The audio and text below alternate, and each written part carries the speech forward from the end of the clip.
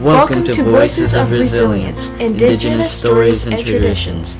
I'm Michael Duursma, and today we embark on a journey into the heart of Wolastoqey culture with a remarkable artist whose music bridges the past and the present. And I'm Sarah Clark, joining Michael Duursma, as we explore how music can be a powerful tool for language revitalization.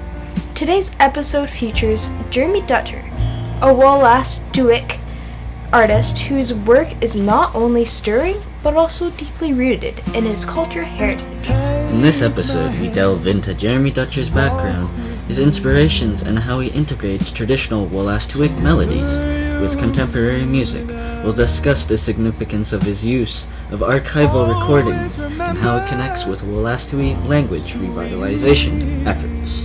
We'll explore the broader impact of Jeremy's music on understanding and appreciating Wolastoqey culture.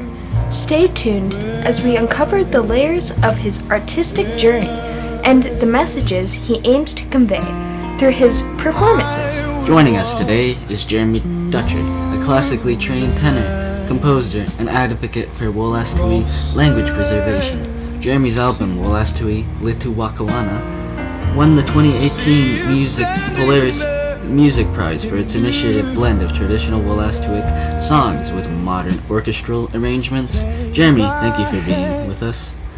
Thank you for having me. It's an honor to share my journey and my passion for preserving our language and culture. Jeremy, let's start off with your background. Can you tell us about growing up in the Wolastoqey community and how it influenced your music? Absolutely.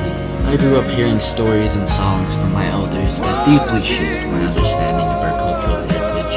It wasn't until later in life that I realized the urgency of preserving our mission, our language, which led me to combine my love for music with this mission.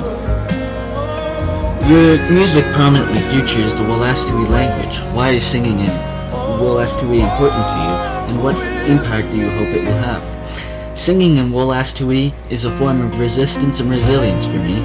Our language holds history, our worldview, and our identity. By singing in Wolastoqey, hope to inspire others to connect with their own indigenous language and understand the beauty and the complexity of their own cultures.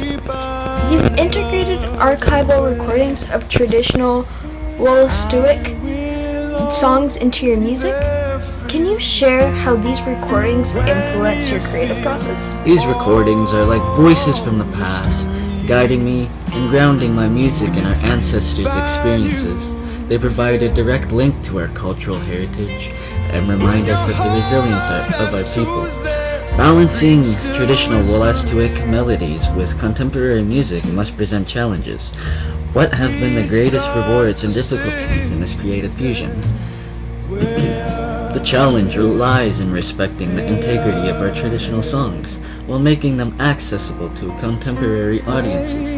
The reward is seeing people connect with our culture in new ways and sparking conversations about Indigenous resilience and creativity.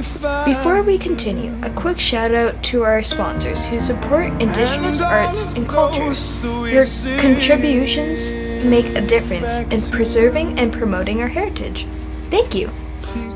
How do you engage with the Wolastoqey community in your efforts to preserve the language and culture? I collaborate with elders, language keepers, and youth to ensure traditions are passed down. It's all about empowering our community to take pride in our language and culture. What are your hopes for the future of the Wolastoqey language, and how do you see your music contributing to its revitalization? I hope to see our language thriving, spoken and sung by future generations. Music has the power to reach people emotionally and intellectually, making it a potent tool for language and revival. Thank you, Jeremy Dutcher, for sharing your insights and passion with us today. Your dedication to preserving the Wolastoqey language through music is truly inspiring. And thank you to our listeners for joining us on a journey into the heart of Indigenous resilience. In our next episode, we will be exploring the role of visual storytelling in Indigenous culture with filmmaker Lisa Jackson.